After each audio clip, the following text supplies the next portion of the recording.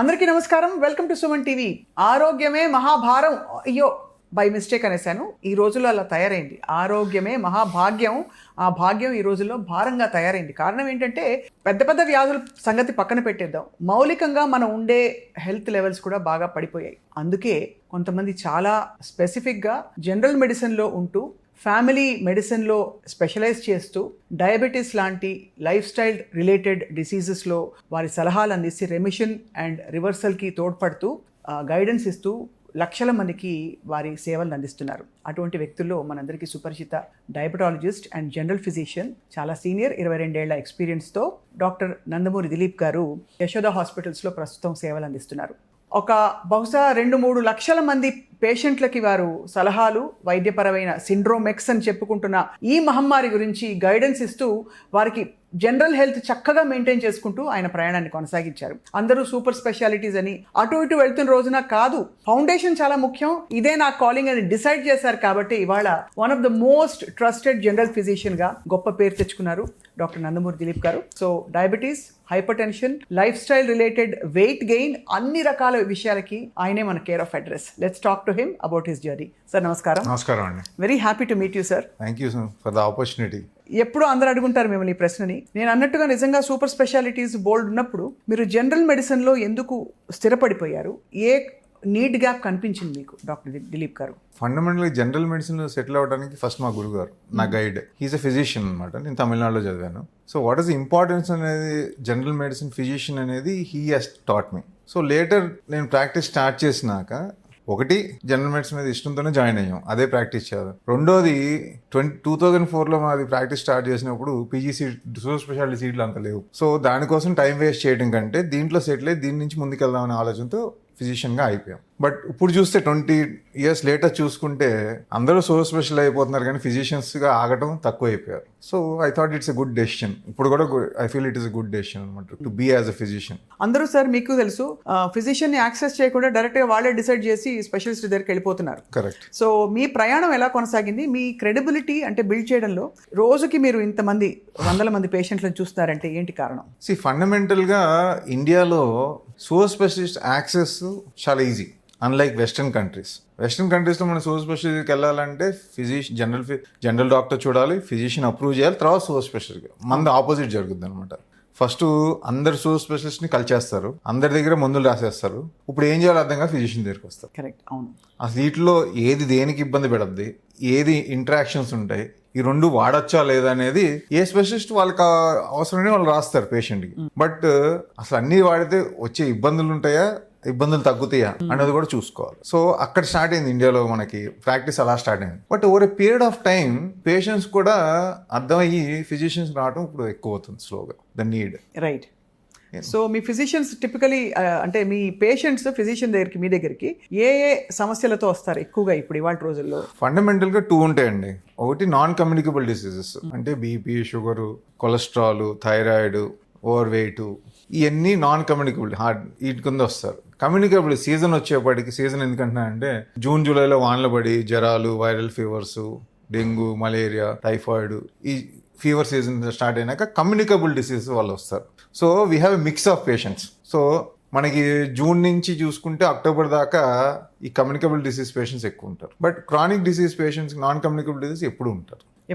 And వాళ్ళందరికీ చాలా మందికి మీరు చక్కగా మెయింటైన్ చేస్తూ వాళ్ళకి ఇబ్బందులు లేకుండా చూసుంటారు సార్. మామూలుగా సర్జన్ అంటే మీరు చేసిన చాలా పెద్ద సర్జరీ ఏంటి అని అడుగుతాం. ఒక ఫిజిషియన్గా మీరు సాల్వ్ చేసిన, మీరు ట్రీట్ చేసిన ఒక చాలా important critical case where you are able to give them right guidance and వాళ్ళు బ్రతికారు ప్రాణాంతకమైన పరిస్థితుల నుంచో లేకపోతే మరొక సమస్య నుంచో అని చెప్పేది ఏమైనా చెప్పండి సార్ మాకు. ఫండమెంటల్గా ఒక ఎగ్జాంపుల్, ప్రెగ్నెంట్ పేషెంట్ పాపం 4-5 వారాల నుంచి జ్వరం తిరుగుతుంది. Pregnant 6 months, 7 months pregnant. Multiple people దగ్గరికి జ్వరం టాబ్లెట్ తీసుకుంటున్నారు, కానీ యాక్చువల్ డయాగ్నోసిస్ తెలియదు. సో వాళ్ళు టెస్టులు చేశారు, అన్నీ అయిపోయినాయి. చివరికి ఎవరో చెప్పారని చెప్పి, నాకు జనరల్గా 90% పేషెంట్ రెఫరల్తోనే వస్తారు. సో ఎవరో పేషెంట్ ఈయన దగ్గరికి వెళ్ళి ఒకసారి చూపించుకోండి అంటే కూర్చుని మాట్లాడితే 10 నిమిషాలు ఎగ్జామినేషన్ చేస్తే మరి నాకు అనిపిస్తుంది మీకు టైఫాయిడ్ ఉందని. ప్రూవ్ చేయాలంటే కల్చర్ చేయాలి, ఇప్పుడు దాకా మీరు చేయించుకోవాలి. అది చేసి యాంటీబాడీ స్టార్ట్ చేయండి. Within 4-5 days she is better, culture positive తెలిసింది, దే వెరీ హ్యాపీ. ఎందుకంటే ఒక బేబీ ఉన్నప్పుడు ప్రెగ్నెన్సీలో ఆ స్ట్రెస్ ఎలా ఉంటుందో ఆలోచించండి మదర్, కాబోయే మదర్కి. అంత స్ట్రెస్ 3-4 వారాల జ్వరంతో ఏం కారణం తెలియలేదంటే మనం సరే, పేరెంట్స్ సరే, లోపల బేబీకి ఎంత అవుతుందనే స్ట్రెస్ ఎంత ఉంటుందో ఆలోచించండి. చాలా ఉంటుంది కదా సార్.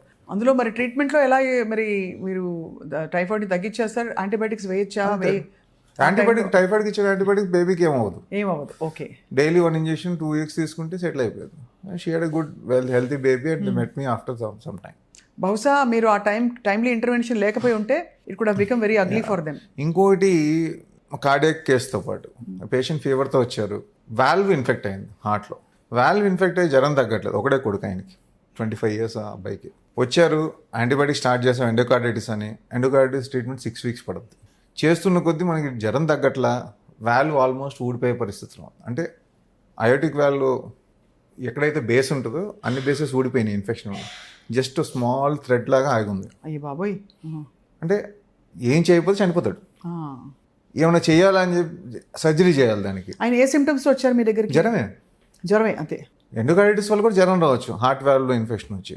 గోపిచంద్ గారు అప్పుడు నేను స్టార్ ఓపెన్ చేస్తాను, గోపిచంద్ గారు సర్జరీ చేయండి అని చెప్పాను. చేయండి అని చెప్తే హై రిస్క్గా అసలు నువ్వు జ్వరం తగ్గలేదు, ఇన్ఫెక్షన్ తగ్గలేదు, నువ్వు వాల్వ్ పట్టుకుని చనిపోతావు.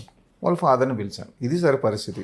ఏమీ చేయకపోతే మీకు దక్కడం, చేస్తే ఆన్ టేబుల్ డెత్ కూడా అయ్యే అవకాశాలు ఉన్నాయి. ఐ షుడ్ అప్రిషియేట్ వాళ్ళ ఫాదర్ అన్నారు, మీకు అనిపిస్తుంది కదా చేయండి అన్నారు. We did it, he came out. And every year he comes and meets me from past 15 years.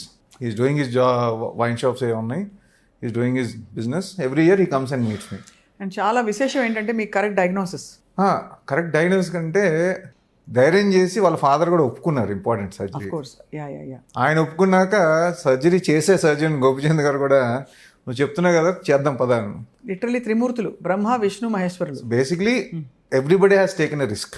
అది చాలా బాగుంది sir. I mean so many more cases you must have gone through. These are all I'd feel happy also. ప్రతి సంవత్సరం ఒకళ్ళు వచ్చి మనం కలిసి వెళ్తున్నారంటే ఇట్స్ ఎ డిఫరెంట్ ఫీలింగ్. ఈ క్వశ్చన్ సార్ అడగబోతున్న క్వశ్చన్ మీ జనరల్ మెడిసిన్కి చాలా దగ్గరైన 2-3 క్వశ్చన్స్ అడగబోతున్నాను. ఎందుకంటే స్పెషలిస్ట్ని అడిగితే వాళ్ళ పద్ధతిలో చెప్తారు, కానీ you will give a bang on answer అని నాకు నమ్మకం. ఏంటంటే ఒకటి, అందరికీ ఇప్పుడు లాంగివిటీ మీద పడింది. ఇప్పుడు ఈ రకరకాల ఇంజెక్షన్స్, డ్రిప్పులు కూడా వచ్చేసాయి. సో అవి పనిచేస్తాయా? 100 years బ్రతకాలంటే ఏం చేయాలి? Is there any kind of formula that you can improve your longevity పెంచాలన్నా, ఇమ్యూనిటీ పెంచాలన్నా మందులు ఉండవు. Okay, first thing. దానికి ఇంపార్టెంట్ ఏంటి? మన శరీరం వెయిట్ జాగ్రత్తగా పెట్టుకోవటం, సరైన నిద్రపోవటం, అంటే బాడీకి రెస్ట్ ఇవ్వటం. ఎందుకంటే రిజ్యూనేట్ అయ్యేది రెస్ట్లోనే కదా. మీరు స్లీప్ ఇవ్వకుండా ఎన్ని లాంగివిటీ మెడిసిన్స్ తీసుకున్నా how does it work? Sleep ఎందుకు వచ్చింది? For rest and regenerate. 3 exercise చేయటం. 4 ఏదైనా డిసీజెస్ ఉంటే దాన్ని కంట్రోల్లో పెట్టుకోవటం ఉంటే. 5వ అన్నిటికంటే ఇంపార్టెంట్ పాయింట్ చెప్తాను. None of the hospitals, some people may call it as controversy, but I want to tell, none of the hospitals in the whole world are not a preventive centers.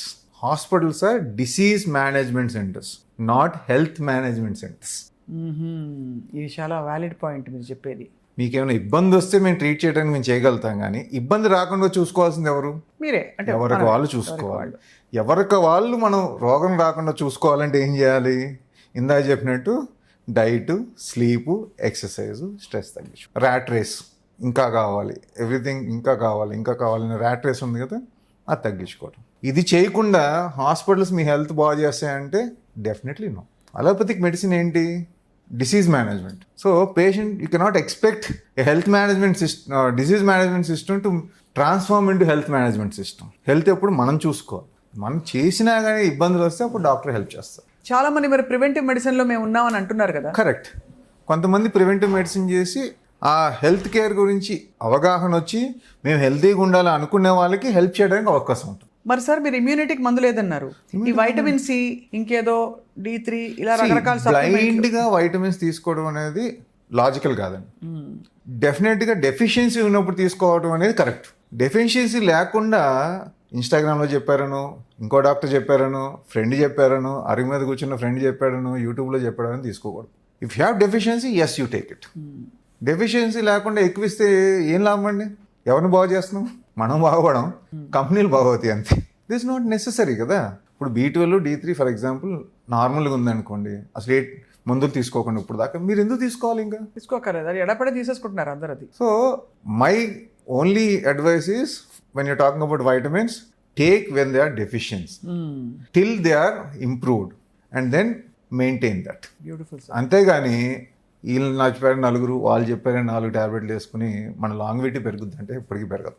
Great sir, చాలా బాగుంది sir. Sir ఒకప్పుడు India చాలా హెల్దీగా ఉండేదని మనం చెప్పుకునేవాళ్ళం. మనది చాలా yogic land, ఇది మంచి వైబ్రేషన్స్, మంచి ఆరా ఉంది ఇక్కడ అని. బట్ ఇవాళ ఇండియా చాలా అన్హెల్దీగా మారింది. కరెక్ట్. దానికి కారణం ఏంటి అంటే కేవలం ఫుడ్ ఎక్కువ తినేస్తున్నారా, రాంగ్ ఫుడ్ తింటున్నారా, సెడెంటరీ లైఫా, ఇంకేమన్నా ఉందా సార్? ఇండియా హెల్తీగా ఉందంటే మనకి అట్ టైమ్ ఆఫ్ ఇండిపెండెన్స్ అనుకోండి, ముందు అనుకోండి, people are healthy but they to die early. ఎందుకు? ఇన్ఫెక్షస్ డిసీజెస్ వల్ల, కమ్యూనికబుల్ డిసీజెస్ వల్ల, టైఫాయిడ్ రావటమో, కలరా రావటమో, మలేరియా వల్ల వేరు వేరు ఇన్ఫెక్షన్స్లో చనిపోయేవారు. ఇప్పుడు అది చేంజ్ అయ్యి మనం అందరము నాన్ కమ్యూనికబుల్ డిసీజ్ వల్ల క్రానిక్ పేషెంట్స్ అయ్యి తర్వాత చనిపోతాం. మన లైఫ్ స్పాన్ పెరిగింది బట్ క్వాలిటీ ఆఫ్ లైఫ్ తగ్గింది. Okay, first thing. యోగా అంటారా? Definitely it will help. ఎలాగో చెప్తాను. ఏ బండికైనా ఒక లైఫ్ టైం సైకిల్స్ ఉంటాయి. ఫర్ ఎగ్జాంపుల్ బ్యాటరీ ఉందనుకోండి, 10,000 cycles, 20,000 cycles, whatever it is.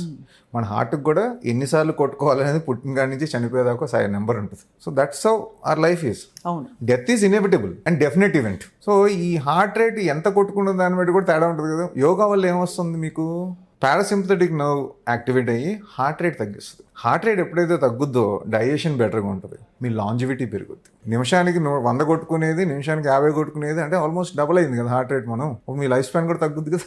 అవును, నేను చెప్పడం కదా. If you see athletes or yogic people who have less BP, low heart rate, basal heart rate around 50 to 60, they live more long years. Nature అది. So అవి మర్చిపోయి మనం physical activity కూడా ఉండేది అప్పుడు, మజిల్ కూడా బెటర్గా ఉండేది అప్పుడు. మనం వెజిటేరియన్స్ అయినా కానీ వ్యవసాయదారులం కాబట్టి బరువులు ఎత్తుతూ వ్యవసాయం పని చేస్తున్నాం కాబట్టి మజిల్స్ స్టోన్ ఉండేవి. ఇప్పుడు మన పరిస్థితి ఏంటి? అన్నీ కూర్చొని చేస్తున్నాం, మీరైనా నేనైనా అందరూ కంప్యూటర్లు, డిజిటల్.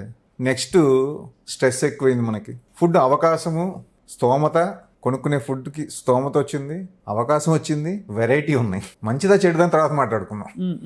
అవును. సో అవసరం దానికంటే మనం ఎక్కువ తినేస్తున్నాం, తక్కువ ఖర్చు పెడతాం. So will come back to the first point. So ఇప్పుడు హెల్త్ ఎవరు మేనేజ్ చేసుకోవాలి? ఎవరికి వాళ్ళే మేనేజ్ చేసుకోవాలి. అప్పుడు మా దగ్గర రాకుండా ఉంటారు. మీరు చెప్పినట్టు ఆరోగ్యం భారంగా అవదు, ఆరోగ్యం మహాభాగ్యం అవద్దు. సో భారం తగ్గించుకోవాలంటే నేను పని చేయాలి పేషెంట్ గా, ఎదుటాన్ని పని చేయమనకూడదు. మీరు ఎక్సర్సైజ్ చేస్తే నేను వెయిట్ తగ్గను కదా. అవును అవును. సో అయితే ఈ మార్పులన్నీ లాస్ట్ ఎన్నేళ్ల నుంచి చూస్తున్నారు సార్ అన్హెల్దీగా మారుతున్నా? 50 years అంతే. ఒక 15 years, 50 ఏళ్లలో మార్పులు, పెను మార్పులు వచ్చాయి. అండ్ అందులో ఈ గత 20 ఏళ్ళు అయితే మరీ దారుణం కదా. Last 10-15 years is so fast. ఏమేమి మార్పులు సార్? ఒక 4 ఎగ్జాంపుల్స్ ఇవ్వండి. ఏమేమి మార్పులు అన్హెల్దీగా మారిపోయాం మనం? We have become a global country now. ఎప్పుడైతే మనకి ట్రేడ్ అంతా ఓపెన్ అయిపోయిందో గ్లోబల్ అయిపోయాం. సో అన్నీ వచ్చేసినాయి కదా. So that is I don't remember the year when PV Narasimha garu prime minister ఉన్నప్పుడు అన్ని ఓపెన్ చేశారు markets. That has change our health also. అది మెయిన్. ఫస్ట్ మనం అఫోర్డబుల్ అయ్యాం ఇది వరకు కంటే. సో డబ్బులకు విచ్చలవిడిగా ఖర్చు పెట్టుకుని అవి తింటున్నాం అంతే. రెండోది యాక్సెసిబిలిటీ వచ్చింది. ఎందుకు? మనకి వరల్డ్కి మొత్తం ఓపెన్ చేసినప్పుడు వరల్డ్లో ఉన్న బ్రాండ్స్ అన్ని మన దగ్గరకు వస్తాయి. సో యాక్సెస్ వచ్చింది. థర్డ్ది టైం లేదు మనకు. వండుకోవడానికి టైం లేదు, తినడానికి టైం లేదు, ఎక్సర్సైజ్కి టైం లేదు, పని. జాబ్స్ వచ్చినాయి, దాంతోపాటు ఇది కూడా రెస్పాన్సిబిలిటీ పెరిగింది. సో మనం ఫాస్ట్ ఫుడ్స్ తింటాం, ఇన్ఎవిటబుల్ అయిపోయింది. ఫాస్ట్ ఫుడ్ పక్కన పెట్టండి. ఇప్పుడు మీరు ఐటీ కంపెనీ ఉన్నారు, మీరు ఇంట్లో తినే క్వాలిటీకి అక్కడ క్యాంటీన్లో ఇచ్చే క్వాలిటీ డెఫినెట్గా వేరుగా ఉంటుంది కదా. అంతే కదా సార్. సో ఈ కారణాల వల్ల గ్రాడ్యువల్గా మనం it has changed our whole system, shift అయిపోయింది. అదే చిల్డ్రన్ నుంచి చూసుకుంటే గ్రౌండ్స్ ఉన్న స్కూల్ నుంచి కార్పొరేట్ స్కూల్కి అయిపోయాం మనం. సో అక్కడ కూడా చేంజ్ అయిపోతుంది. Next 50 years is much worse. ఇంకా వర్స్ సార్. ఏం చూస్తారు? What are you seeing as a doctor? Childhood obesity is more than adult obesity now. ఎవరైనా ఇంట్లో కూర్చొని టీవీలు చూడటము, గేమ్స్ ఆడటం సరిపోతుంది, కానీ ఫిజికల్ గేమ్స్ ఎంతమంది ఆడుతున్నారు? మన ఇంత పాపులేషన్ పెరిగింది కదా, మరి గేమ్స్లో ఎక్కడ రావట్లేదు. So things have change from a active low income society to inactive high income society. We're transformed into that. చాలా అలార్మింగ్ అయితే ఉంది సార్. తర్వాత జనరేషన్స్ ఏం తింటారని. మనం అట్లీస్ట్ చిన్నప్పుడు ఎక్కడో కొంచెం కొన్ని మంచి పనులు చేసి ఫౌండేషన్స్ బాగున్నాయి అందరికీ. సింపుల్ చెప్తాను, చిన్నప్పుడు మట్లో పడేసి ఆడుకునేవారు, ఎవరు పడించుకునేవారు కాదు. ఇప్పుడు అసలు మట్లోకి వెళ్తే మనమే ఆపుతున్నాం పిల్లల్ని. రీసెంట్ ఫిన్లాండ్ స్టడీ వచ్చింది. మ్యాండేటరీగా వాళ్ళకున్న గేమింగ్ ఎక్విప్మెంట్, జారెడ్ బళ్ళు ఇవన్నీ అక్కడ మనకి ఇదేస్తారు కదా, పడిపోతే దెబ్బలు తగలకుండా కుషనింగ్ వేస్తారు కదా, అది తీసేసి మట్టిపోయడం మొదలెట్టారు మళ్ళీ ఫిన్లాండ్లో. ఎందుకు? దాంట్లో ఆడిన వాళ్ళకి ఇన్ఫెక్షన్స్ తక్కువ వస్తున్నాయి, ఇమ్యూనిటీ పెరుగుతుందని. అంటే మనం చిన్నప్పుడు చేసింది మనం వదిలేసింది మళ్ళీ వెస్టర్న్ పట్టుకుంటుంది. చాలా చెప్తాను, అది యోగా పట్టుకుంది, గీ అంటే నెయ్యి మంచిదని చెప్తుంది, చద్దన్నం మంచిదని చెప్తుంది. ఎవరు చెప్తున్నారు? మా చిన్నప్పుడు పెద్దవాళ్ళు చెప్పింది. ఇప్పుడు వెస్ట్రన్ పాపులేషన్ స్టడీ చేసి అయ్యే మంచి అని చెప్తుంది. మనం అన్నీ వదిలేసి వీళ్ళ దగ్గరికి వచ్చాం. అదే పొరుగింటి పులకూర రుచి కాబట్టి అక్కడి నుంచి వస్తే మనకి తీర్థమైంది అది. ఇప్పుడు మళ్ళీ చద్దన్నం తింటా అంటే చిన్నప్పుడు చెప్పింది అదే కదా. కరెక్ట్, వ్యాలిడ్ పాయింట్స్ సార్ అన్ని. డాక్టర్ దిలీప్ నందమూరి గారు, మీరు ఫిట్గా హెల్తీగా హ్యాపీగా ఉండడానికి ఏం చేస్తారు? How is your routine? First Yashoda హాస్పిటల్లో ఉన్నాం, బిగ్గెస్ట్ హాస్పిటల్. ఇక్కడే 7,000 స్టెప్స్ అయిపోతాయి ఫస్ట్ నాకు. ఓకే, నడవడం. ఓకే, పొద్దున్న సాయంత్రం దాకా రౌండ్స్లో 7,000 8,000 స్టెప్స్ ఇక్కడ అయిపోతాయి. దాని తర్వాత ఒక అరగంట వ్యాయామం యోగా చేస్తే సరిపోతుంది. ఫుడ్ విషయంలో ఏంటి మీరు? ప్రోటీనా, కార్బా, మిక్సా, నార్మల్ ఫుడ్డా? ప్రోటీన్, ఫ్యాట్, కార్బోహైడ్రేట్ అన్నీ తినాలి, అన్నీ మితంగా తినాలి, అవసరం ఉన్నంత తినాలి. ఏది అధికంగా తిన్నా ఇబ్బంది అవుతుంది. ఇంకొకటి, there is other school of thought some people. అంటే ఈ ప్రోటీన్ అమ్మే వాళ్ళు కాకుండా మామూలుగా మాట్లాడుతుంటే, ఈ ప్రోటీన్ తినాలి, ఆర్టిఫిషియల్ ప్రోటీన్ పౌడర్స్ రాకముందు కూడా మనం అందరం హెల్తీగానే ఉన్నాం. అప్పుడు కూడా మజిల్స్ ఉన్నాయి అందరికీ. Body is such a nature. ఒక చిన్న సెల్, అంటే ఒక ఓవా ఒక స్పర్మ్ కలిసిన ఒక సెల్ మనం ఇంత పెద్దగా అయ్యి దానికి మెమరీ ఉంది, ఏ సెల్ ఏ పని చేయాలి అనేది. ఆ సిగ్నల్ కూడా ఇచ్చింది కదా. We have trillion cells, but each one has a different signal, different work to do. ఇంత టెక్నాలజీ ఉన్న బాడీ మనం కార్బ్స్, ప్రోటీన్, ఫ్యాట్ తింటే దానికి కావాల్సిన దానికి మార్చుకోలేదంటారా? అంతే కదా. ప్రోటీన్ తింటేనే ప్రోటీన్ అవుద్దంటారా? ఇది చాలా రెవల్యూషనరీ ఆర్గ్యుమెంట్ సార్. ఇంత టెక్నాలజీ ఉన్న బాడీకి ఆ చిన్న పని చేసుకోలేదంటారా? యోగా చేసేవాళ్ళు ఉన్నారు, యోగా ఇప్పుడు కాదు, పాత వాళ్ళు కూడా. They are very thin but muscular. వాళ్ళు ఏంటి వెజిటేరియన్ తింటారు కదా 90% of yoga. So non veg తినాలి, ప్రోటీన్ తినాలి అంతా అదే చెప్తున్నా కదా. ఇంత టెక్నాలజీ ఉన్న బాడీకి ఆ చిన్న మార్పు చేసుకోలేదంటారా అవసరం ఉన్నప్పుడు? So what I feel is everything is done in moderation is good for you. ఏది అతిగా చేయొద్దు. ఎక్సర్సైజ్ అతిగా చేయొద్దు, ఎక్కువ ప్రోటీన్ అతిగా తినొద్దు, ఎక్కువ ఫ్యాట్స్ అతిగా తినొద్దు. That will take care. అంతే. మీరు చెప్పారని ఫ్యాట్ ఎక్కువ తింటాం, నేను చెప్పానని ప్రోటీన్ ఎక్కువ తింటాం, ఆయన చెప్పారని చెప్పి కార్బోహైడ్రేట్స్ ఆపేయడం చేయకండి. బ్యాలెన్స్ డైట్ తీసుకోండి, తగినంత ఫిజికల్గా యాక్టివ్గా ఉండండి. ఎక్సర్సైజ్ కాకుండా చెప్తున్నా, ఫిజికల్గా యాక్టివ్గా ఉండండి. మీరు చేసేవే అంతే. మీ మెంటల్ స్ట్రెస్కి ఏం చేస్తారు సార్? స్ట్రెస్ ఉంటుందా అసలు మీకు? మెంటల్ స్ట్రెస్ ఎందుకు ఉండదండి? ఎందుకు ఉండదు అనుకుంటున్నారు? ఇప్పుడు ఫర్ ఎగ్జాంపుల్ పొద్దున్న 8 నుంచి 5 దాకా ప్రాక్టీస్ చేస్తే నేను చూసే పేషెంట్లు కదా, పేషెంట్లు పాజిటివ్ ఫీడ్బ్యాక్ ఇస్తారా, నాకు నెగిటివ్ ఫీడ్బ్యాక్ ఇస్తారా? వాళ్ళకి ఇబ్బందులు కదా నాకు చెప్పేది. సో ఆ నెగిటివ్ ఫీడ్బ్యాక్ అంతా నా బ్రెయిన్లో వెళ్తూనే ఉంటుంది కదా, వద్దనుకున్నా. అవును. సో ఇట్లాంటి నెగిటివ్ ఫీడ్బ్యాక్ ఉన్న వాళ్ళకి మెడిటేషన్ బెటర్, ప్రాణాయామం బెటర్, లేకపోతే ఎక్స్ట్రీమ్ ఫిజికల్ ఎక్సర్సైజ్. అంటే దీని ఏం ఆలోచన లేకుండా స్వెట్ ఇట్, అదో రిలీజ్ అంతే. చాలా బాగుంది sir. That's how you need to go around. మీరు ఏంటంటే సార్, మీ యూనిక్ ఫార్ములా పాత పద్ధతులు విత్ మోడర్న్ మెడిసిన్ జోడించారు కాబట్టి ఎక్కువ అవసరమైన మందులు ఇవ్వకుండా, అవసరమైన ఎక్కువ డ్రాస్టిక్ థింగ్స్ చెప్పకుండా. You should not change drastically at home. ఇప్పుడు 20 ఏళ్ళ నుంచి మీరు రైస్ తింటున్నారండి, నేను కినోవా తిను, పక్క దేశాల్లో పండే ఏమైనా తినమంటే మీ ఆరోగ్యం గురించి భయంతోనో, డాక్టర్ చెప్పారని భక్తితోనో 4 రోజులు తింటారు, 5వ రోజు. సో ఫండమెంటల్గా ఏంటంటే మనం రోజు తినే దాంట్లో చిన్న చిన్న మోడిఫికేషన్ చేసుకుంటే సస్టైన్ చేయగలుగుతాం. అంతే. ఎక్స్ట్రీమ్ చేంజెస్ చేసాం అనుకోండి, సస్టైన్ చేయలేం. 3 నెలలు చేస్తాం, 6 నెలలు చేస్తాం, సంవత్సరం బాగా మోటివేషన్ ఉంటే 2 నెలలు చేస్తాం, దాని తర్వాత ఎక్కడ బ్రేక్ అవుద్ది. దానిలో చిన్న చేంజెస్ చేసుకుంటూ ఒక్కొక్కటి వేసుకుంటే ఒక period of time will. Very aptly spoken sir for today's day and times. So doctor Dilip garu, మీకోసం బిస్కెట్లు పట్టుకొచ్చాము. తినచ్చా బిస్కెట్లు? స్పెషల్ బిస్కెట్స్, మామూలు బిస్కెట్స్ అండి? ఏ మంచి బిస్కెట్లు సార్. బిస్కెట్లు, స్వీట్లు తింటారా మీరు? ఇవన్నీ మామూలుగా తినొచ్చు అంటారా? మైదా పిండితో చేశారన్నారు. సో ఏదైనా తినొచ్చా? Depends on how much calories you're burning and how much you're eating. So ఇది సార్ మైదా పిండి బిస్కెట్. నేను మీరు మైదా పిండి బిస్కెట్ అంటున్నారు కదా, దాంట్లో ఫ్లవర్, మైదా, వీటిది హైలీ ప్రాసెస్డ్ షుగర్ ఉంది, హైలీ ప్రాసెస్డ్. దానికి బటర్ వేస్తారో లేకపోతే వనస్పతి వేస్తారో మనకు తెలియదు. సో ఫ్యాట్ ఉంది, కార్బ్స్ ఉంది, ఫాస్ట్ కార్బ్స్ ఉన్నాయి. మీరు 100 గ్రాములు తీసుకుంటే దాన్ని, అది 100 గ్రాములు అయి ఉండదు, బట్ ఇది ఒక 60 గ్రాములు ఉండొచ్చు. అది 2 తీసుకున్నాను అనుకోండి, ఫర్ ఎగ్జాంపుల్ 100 గ్రామ్స్ అనుకోండి. మీరు ఈ 100 గ్రామ్స్ ఇది తిన్నా, నాన్ షుగరు ఫైబర్ ఉన్న బ్రిటానియా బిస్కెట్లు ఏమైనా తిన్నా, ఆ 100 గ్రాములకు వచ్చేది 50 గ్రాముల కార్బ్స్, క్యాలరీస్ 500 క్యాలరీ, 450 నుంచి 500 క్యాలరీస్. ఏది తేడా రాదు. సో లో ఫైబర్ ఉన్నా, హై ఫైబర్ ఉన్నా క్యాలరీస్ అదే కావాలంటే చూసుకోండి. న్యూట్రిషన్ వాల్యూస్ నేను చెప్పట్లా. మీరు సూపర్ మార్కెట్కి వెళ్తారు కదా, షుగర్ ఫ్రీ బిస్కెట్స్ తీసుకోండి, షుగర్ అనే బిస్కెట్స్ తీసుకోండి, 2 ఒకే క్యాలరీస్ ఉంటాయి. ఇంకా కొంతమంది అడిగారు చెప్తున్నాను, ఆడవాళ్ళు ఎక్కువగా యూరినరీ ఇన్ఫెక్షన్స్ వస్తాయి కాబట్టి క్రాన్బెర్రీ తీసుకోవాలి, క్రాన్బెర్రీ జ్యూస్ తాగాలి. అలా చెప్పగానే అర్జెంట్కి వెళ్ళి సూపర్ మార్కెట్కి వెళ్ళి ఏదో బ్రాండ్ క్రాన్బెర్రీ జ్యూస్ తీసుకొస్తారు. అన్నిట్లో షుగర్ యాడెడ్. షుగర్ పక్కన పెట్టండి, షుగర్ ఎలాగ ఉంటుంది. అసలు క్రాన్బెర్రీ పర్సెంటేజ్ ఎంత ఉంటుంది తెలుసు మీకు? ఎప్పుడైనా చూసారా? మీకు కుదిరితే వెళ్ళి చూడండి. 2 to 3% ఉంటుంది క్రాన్బెర్రీ. అంటే 100 ml మనం జ్యూస్ తాగితే 2 to 3 ml క్రాన్బెర్రీ ఉంటుంది, మీదంతా షుగర్ వాటర్. అదే ఫ్లైట్లో పల్లీలు ఇస్తాడని చెప్పి ఫ్లైట్ కొనుక్కుంటుంటుంది. ఇప్పుడు దానికి ఏం చేస్తారు చెప్పిన, తాగితే ఏమొస్తుంది? షుగర్ ఎక్కువ ఇంకొంచెం ఇన్ఫెక్షన్ పెరుగుద్ది, అంతే అంతే. తగ్గేది ఉండదు. వాడికి ఖర్చు, మనకి ఖర్చు, వాడికి ఆదాయం.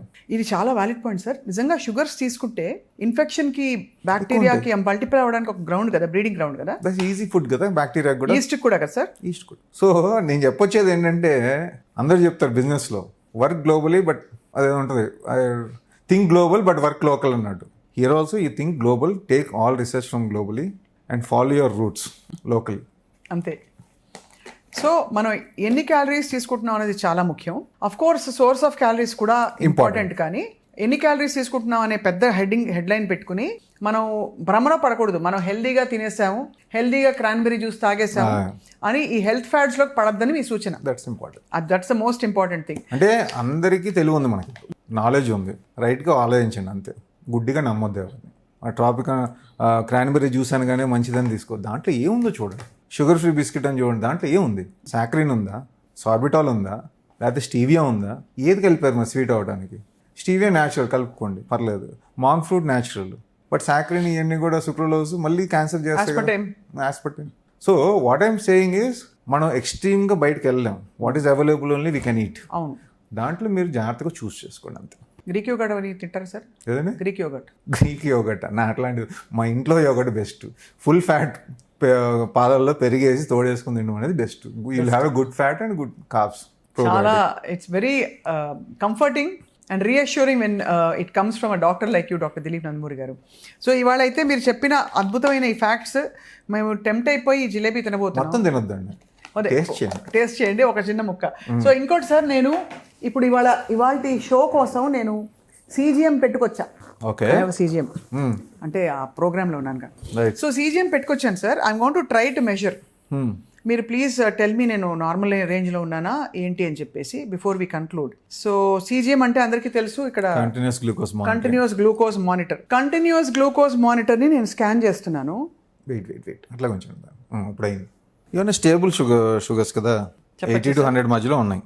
సో అది స్టేబులా సార్? Stable and very good actually. 2.5 hours 3 hours అవుతుంది బ్రేక్ఫాస్ట్ చేసి. ఇది ఇవ్వాలి కాదు, లాస్ట్ 10 days నుంచి కూడా చూస్తున్నాను. Everything holds on between 70 to 130. 70 to 130 is very normal. Excellent actually. Food తిన్నాక కూడా 130 లోపు ఉంటే చాలా సేఫ్గా ఉన్నట్టు. అంతే. So please go ahead and do it. Thank you sir, thank you very much doctor Dilip Nandamuri garu. I'm really we're all honoured. And ఇంకా మీ అనుమతితో ఎప్పటికప్పుడు సుమన్ టీవీ మిమ్మల్ని పలకరిస్తూ ఉంటుంది. మా వ్యూవర్స్కి మీ ద్వారా కరెక్ట్ ఇన్ఫర్మేషన్ అందాలి, కరెక్ట్గా ఆరోగ్యంగా ఎలా ఉండాలో తెలుసుకోవాలి కాబట్టి. అండ్ మీరు largest organ is the skin అంటారు. అలా మోస్ట్ ఇంపార్టెంట్ డాక్టర్ ఎవరంటే మన ఫ్యామిలీ ఫిజిషియన్, మన general physician. So doctor Dilip Nandamuri గారిని కాంటాక్ట్ అవ్వాలంటే you can come to Yashoda hospitals. Information మాత్రం కావాలంటే నాలెడ్జ్ కూడా సుమన్ టీవీకి ట్యూన్ అయి ఉంటుంది. Thank you so much for your valuable time sir. Thank you.